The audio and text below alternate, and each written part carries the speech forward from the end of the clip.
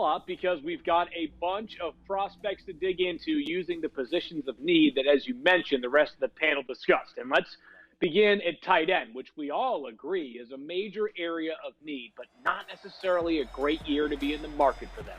Let's begin with Cole Kmet from Notre Dame. Big-bodied, probably the best tight end in this year's class, an early entrant into the draft, productive. Notre Dame certainly had its decorated share of offensive players. Cole Kmet, the latest one.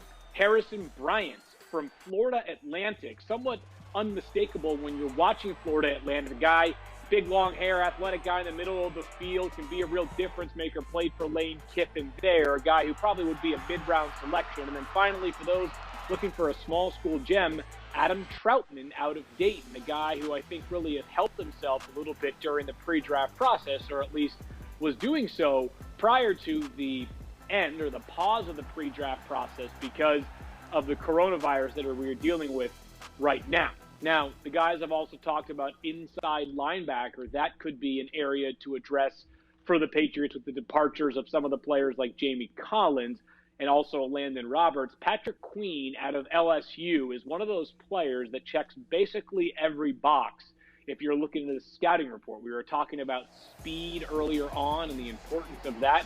Patrick Queen, I would think by most people's standards, is a top 2 linebacking prospect, outstanding for LSU during their run last year. And the only other player that could give him a run for his money is the top linebacker in this draft is Kenneth Murray out of Oklahoma. Now, there was a while where Oklahoma seemingly wasn't producing defensive prospects. That's not the case of late. Kenneth Murray, a run-and-hit linebacker all over the field. Incredible production for the Sooners, who were much improved defensively this past season. And then maybe a little bit further down the board, a guy in Logan Wilson out of Wyoming. Wyoming's had their fair share of draft prospects in recent years, of course, Josh Allen being one of them. So if it was more of a second, third, or fourth round need, that could be where someone like Wilson fits into the mix. And let's keep things rolling with the offensive line here. And while it feels like the Patriots might be more interior focused, let's look at an offensive tackle first. And Josh Jones, a guy from Houston, big, hulking, athletic. Hard to miss this guy when you watch Houston film. You'll see him getting out in space right here. They don't make many athletes like that. And speaking of really good athletes at the offensive tackle spot, Austin Jackson's the same way for USC. And Jackson, young, by some people's standards, still a work in progress. But I tell you what, there was a lot of good stuff to like during his time at USC, an offense that was really much improved under Graham Harrell last year as their offensive coordinator. LSU had a million draft prospects from this past season. Cushenberry, a leader of that offensive line, decorated, certainly played plenty of NFL caliber defensive linemen play in and play out at the SEC. And while this group, I thought, did a good job of expressing more confidence in the wide receiver spot than maybe most people do, I do want to run through a couple of wide receivers of note. And let's begin Denzel Mims from Baylor. And there are so many good wide receivers in this year's class. Heck, you could just go to the guys in the the Pac-12 only, but Big 12, I should say. Mims, by the way, the only player in the country with 8 or more receiving touchdowns in each of the past 3 seasons. And if you're looking for a slot presence, and you may not need to in this offense with Julian Edelman, but Justin Jefferson had 111 catches last year for the Tigers. Obviously, they were prolific on offense with all sorts of NFL talent, but he was, amongst all those great players, Joe Burrow's go-to guy. And every year there's an annual rite of passage that a Clemson wide receiver has to get drafted high. T. Higgins will be the next one. T. Higgins, incredible size, a guy that really had sensational production in 2018, was really good again last year in 2019, played with some outstanding quarterbacks, specifically Trevor Lawrence last season. And then Michael Pittman Sr. was once an NFL running back out of Fresno State, really good player for the Bucs and Cardinals.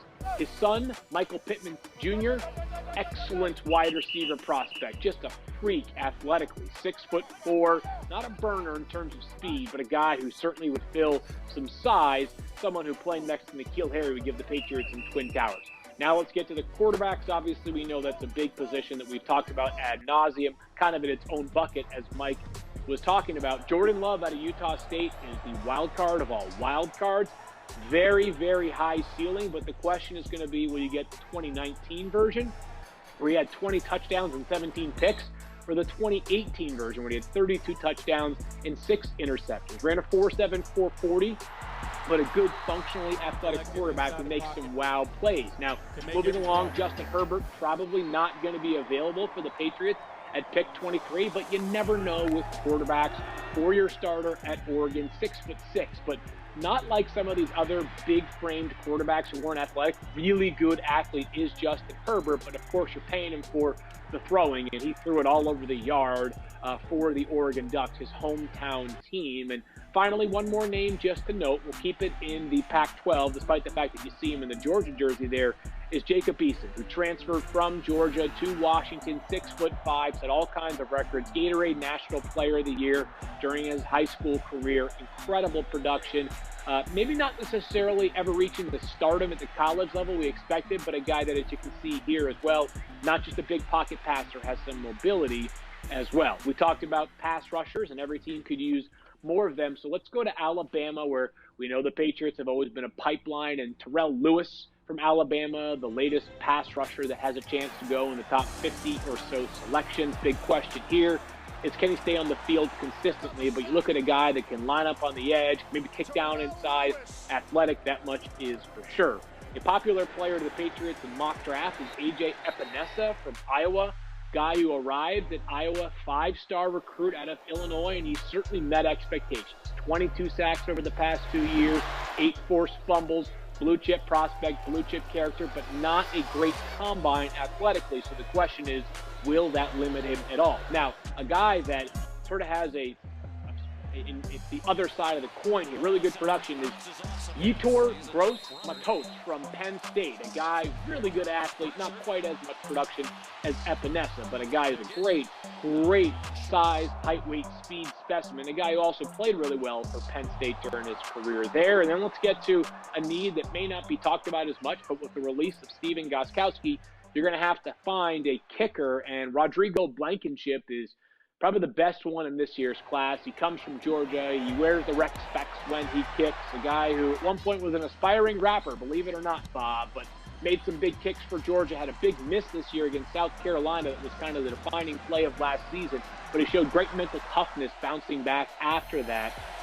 Tyler Bass from Georgia State, one more kicker to roll the tape on, a guy who's got a massive leg, really responded well during his exposure at the Senior Bowl, a guy who has the ability to be a kicker to handle some elements as well. We know that's a big factor playing in New England.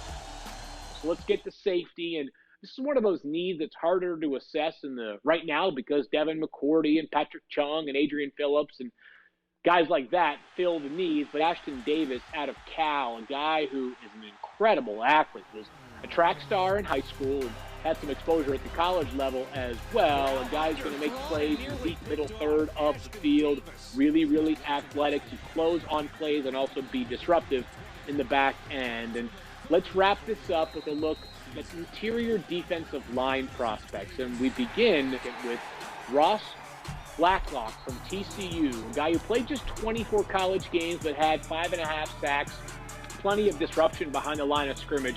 Played next to L.J. Collier, a first-round pick of the Seahawks last year, and looks every bit the prospect at a different position, but still a really good player.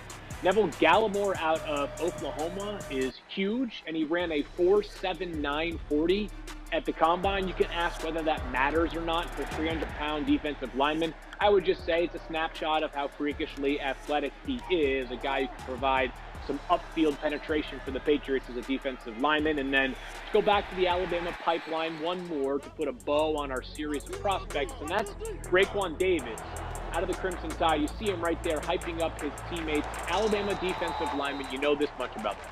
They're going to be powerful, they're going to be well coached, they're going to be disciplined, and they're going to be able to do some of the things the Patriots ask of their defensive linemen that don't show up in the box score, don't necessarily make these guys fired up and thrilled to do, but they create space for linebackers behind them. So Davis could be a guy, not necessarily in the first round, but maybe with one of the Patriots' subsequent picks, could be on their radar.